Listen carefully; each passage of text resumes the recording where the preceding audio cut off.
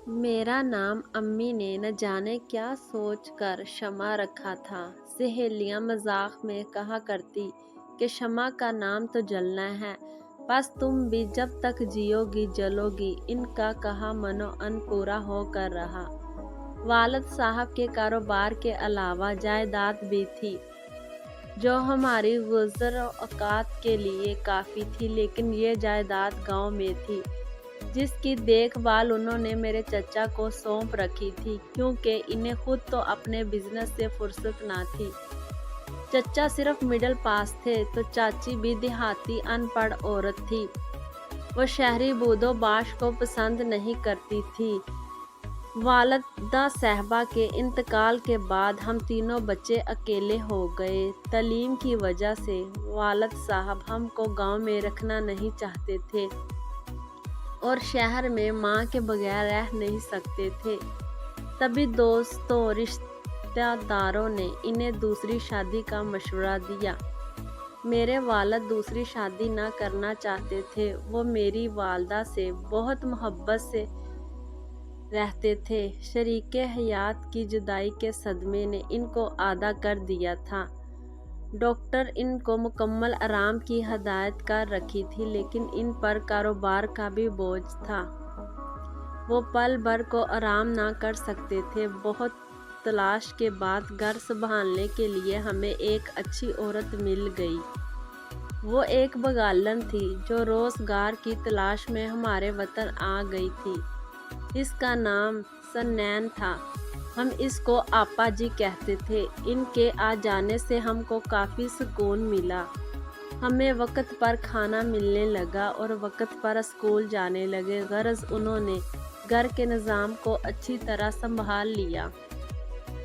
नौकरों पर भी नज़र रखती थी। आपा जी ने अपना वतन गुर्बत की वजह से छोड़ा था और यहाँ इनका कोई नहीं था। एक रोज़ अब्बा जी काफ़ी देर से घर लौटे तो बहुत थके हुए थे।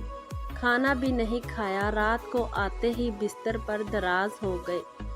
सुबह जब आपा जी इनको चाय देने गई तो वो बेहसो हरकत पड़े मिले। वो रात के किसी पहर ये दुनिया छोड़ चुके थे। चचा जान को हमारे पड़ोसी ने इत्तला दी। वो रिश्तेदारों के हमरा गांव से आ गए। वालिद की तजहीज़ों तकफीन के बाद कुछ दिन हमारे साथ गुजारे। वालिद साहब के कारोबारी अमवार देखे और हमको लेकर गांव चले आए। यहाँ आकर पता चला कि ज़िंदगी क्या होती है। वालिद साहब का घर तो हमारे लिए जन्नत से कम नहीं था। चची और सहत मजाज खातून थी। उन्होंने दूसरे रोज़ ही हम दोनों बहनों को काम पर लगा दिया। हमारे सफ़ेद और मुलायम हाथ गोबर से बदनुमा और बदबूदार हो गए।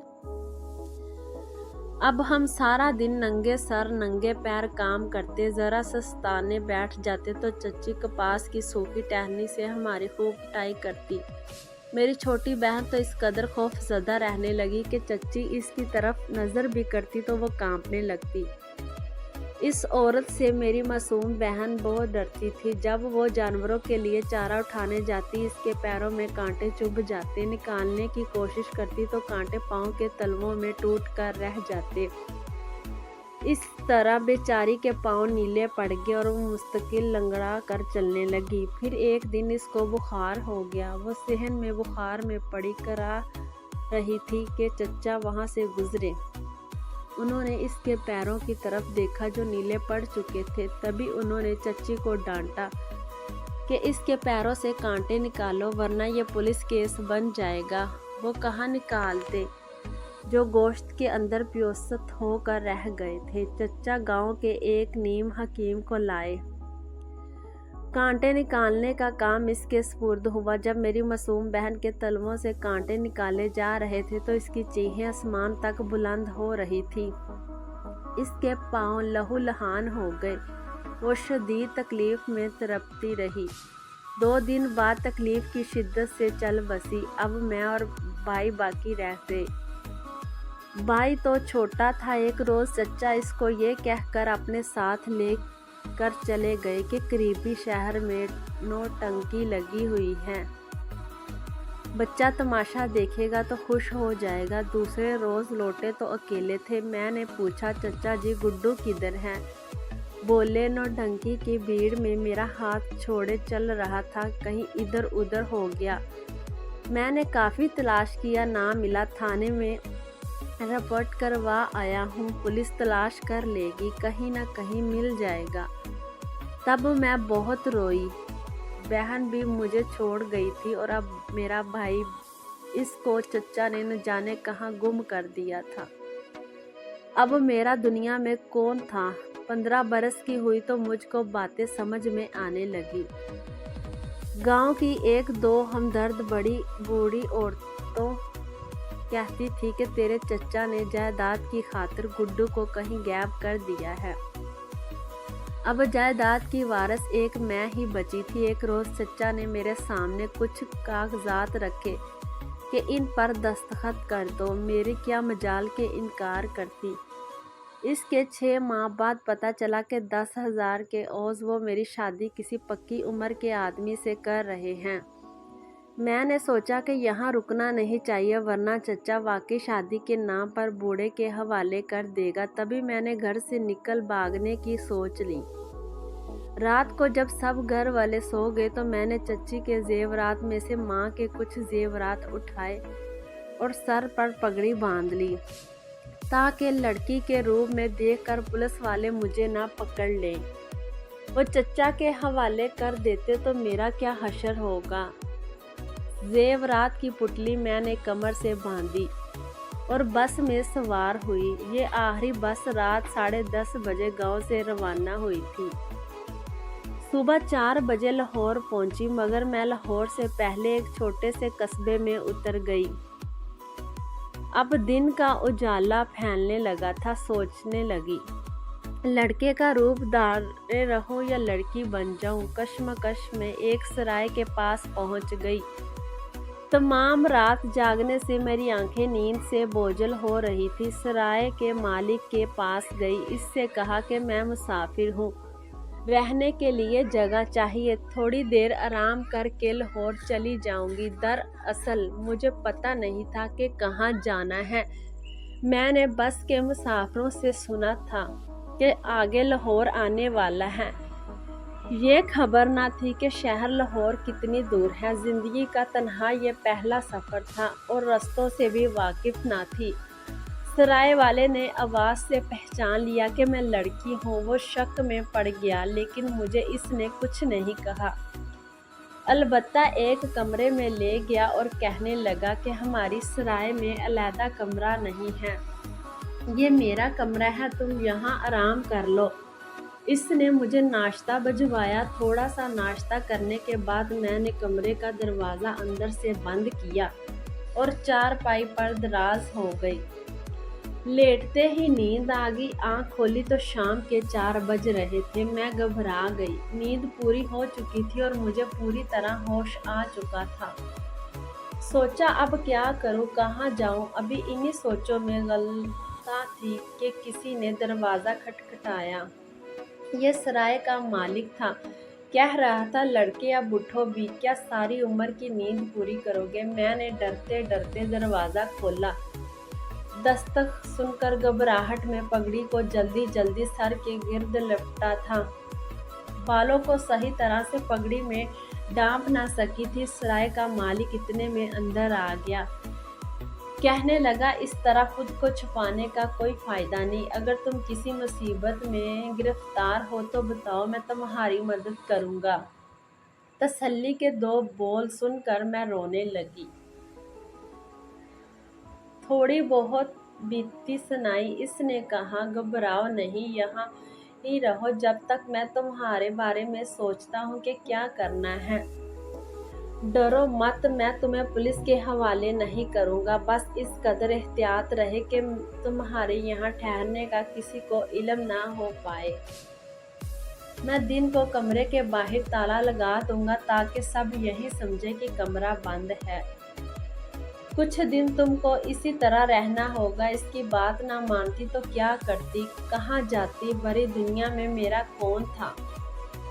अब ये होता कि सुबह को खाना पहुंचाने के बाद वो कमरे को बाहर से ताला लगा देता। दोपहर को 2 बजे अगर मौका मिल जाता तो कमरा खोलता, वरना एक ही बार रात को 10 बजे के बाद खुद आकर कमरा भी खोलता और खाना भी लाता। दूसरे रोज रात को वो खुद भी वहीं सोने आ गया। इसने कहा कि अगर मैंने अपने रोजमर्रा के मामलात में तब्दीली की तो लोगों को शक हो जाएगा। इर्द गिर्द के लोग जानते हैं कि कभी कभी मैं रात को घर जाकर सोता हूँ, वरना अपने सराय के इसी कमरे में सो जाता हूँ। शुरू में मैं इस शख्स की चालाकी को ना समझी थी, मगर अब समझ रही थी कि यह हौले हौले जाला बन रहा है।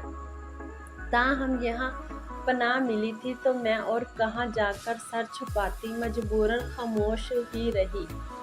10 दिन गुजर गए। इस दौरान सराय का मालिक, जिसका नाम हाशिम खान था, मुझसे बहुत मायूस हो गया और मेरे साथ शादी का इरादा कर लिया। इसने बताया कि मैं बीवी बच्चों वाला हूँ और मेरे 6 जवान साले हैं जो मेरे चचा ज़ाद हैं। इनका डर ना होता तो तुमको आज ही बीवी बनाकर घर ले जाता, मगर अब ज़रा सोच कुछ कर, इतना बड़ा कदम उठाना होगा। पहले हमको खुफिया शादी करना होगी, आहिस्ता आहिस्ता बाद में इस मामले को जाहिर करूँगा। जल्दी की तो मेरे साले मुझको पुलिस के हवाले कर देंगे। खुदा जाने वो झूठ कहता था या सच, मगर अब वो मेरे वजूद का मालिक तो बन चुका था। मैं कुल्ली तौर पर इसके रहमो करम पर थी और ना समझ भी मालूम ना था कि बुराई क्या है और भलाई किसको कहते हैं। ये डर भी था कि यहाँ से निकली तो जाऊंगी कहाँ। 2 हफ्ते बाद हाशिम के साले को इल्म हो गया कि इसने सराय में कोई लड़की रखी हुई है। वो सीधा हाशिम के पास पहुंचा, पूछा कि ये क्या मामला है। हाशिम ने कहा, बेचारी मुसीबत ज़दा है, इसका कोई नहीं, घर से निकली हुई है, किसी बुरे आदमी के हाथ लग गई तो इसको बेचकर पैसे खड़े कर लेगा, इसी वजह से मैंने पनाह दी हुई है।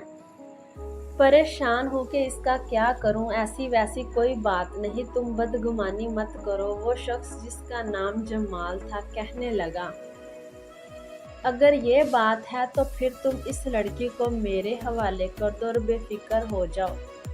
मैं कोर्ट में जाकर इससे शादी कर लेता हूँ। हाशिम ने बिला चूनो चरा मुझे जमाल के हवाले कर दिया।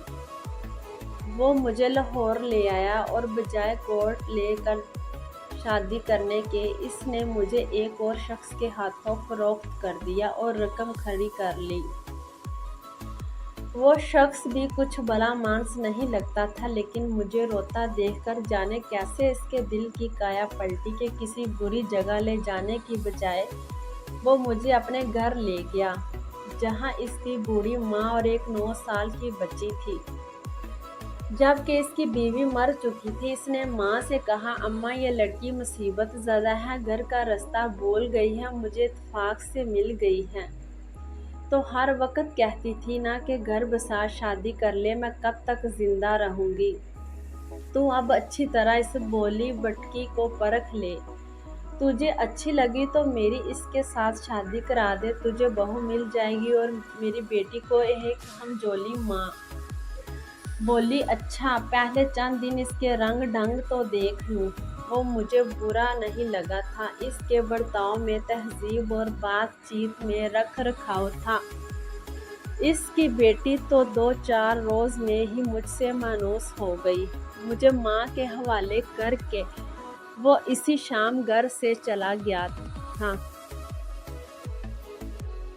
15 रोज बाद आया तो इसके घर की हालत बदल चुकी थी। मैंने घर को संभाल लिया था, अम्मा का ख्याल रखती थी, इनको वक्त पर खाना पका कर देती, कपड़े धो कर दोनों दादी पोती को पहनाती, इनको नहाने को कहती और हर शय को मैंने उजाला कर दिया। सहेल ने घर में कदम रखा तो इसको अपना घर बिना संवारा हुआ मिला। वो 32 बरस का सेहतमंद नौजवान था। अपनी माँ का ताबेदार और बेटी से प्यार करने वाला वो अच्छा कमाता था। क्या काम करता था मुझे नहीं मालूम। बहरहाल इसकी माँ ने मुझे बहू बनाने का फैसला कर लिया था। यूँ मैं बोली भटकी, दर दर की ठोकरें खाने से बच गई। अगर चचा की तरफ से डर ना होता कि वो मुझे भी मेरी बहन और भाई की तरह ठिकाने लगा देगा तो वहाँ भी सारे जुल्म सह लेती, घर से ना निकलती। मगर मेरे महरूम बाप की जायदाद, रुपया पैसा मेरी जान के दुश्मन बन चुके थे। अजीब बात है कि दुनिया में रिश्ते कभी रहमत और कभी कत्ल का रूप धार लेते हैं। कोई चचा ताया ऐसे होते हैं जो विरासत की खातिर खून के प्यासे रहते हैं। मैंने चच्ची और चचा की नीयत को भांप लिया था, तभी खौफ से घर छोड़ दिया था। आगे भी मेरा हाल कुछ अच्छा होने वाला नहीं था, लेकिन खुदा को मुझ पर रहम आ गया। बुरे हालात से दो चार होने के बाद से इसके कर्म से सहेल के पास पहुंच गई, जिसने मुझसे शादी करके मुझे अपनी इज्जत बना लिया। इसने मेरे गुजरे दिनों से कोई वास्ता ना रखा और अपनी आइंदा जिंदगी को पुरसुकून बनाने में लगा रहा, और मुझे पुरसुकून जिंदगी, मजबूत सहारा और पनाह मिल गई थी। मुझे खुद किसी के प्यार की ज़रूरत थी, लिहाजा जल्द ही इनके माहौल में डल गई। इसकी बेटी में अपनी बहन की शेबा तलाश करती तो मुझको और इस पर प्यार आता और कलेजे से लगा लेती। तब अपना बचपन, माँ बाप याद आ जाते, दिल से होक सी उठती। वक़्त हर ज़ख्म को भर देता है। शादी के 3 साल बाद जब मेरा पहला बेटा और इसके बाद 2 बेटियां हो गई तो मेरे ज़ख्म भी रफ्ता रफ्ता भरने लगे। फरियाल बहुत ही प्यारी बच्ची थी। इसने मेरे बच्चों को संभाला, इनसे प्यार करती और इनके साथ खेल कूद कर खुश होती जैसे इसको खिलौने मिल गए हों। देखते ही देखते वो बड़ी हो गई और हमें इसकी शादी की फिक्र हुई। तभी मेरी सास ने अपने एक रिश्तेदार के लड़के से इसका ब्याह कर दिया। इसके चंद माह बाद वो भी अल्लाह को प्यारी हो गई।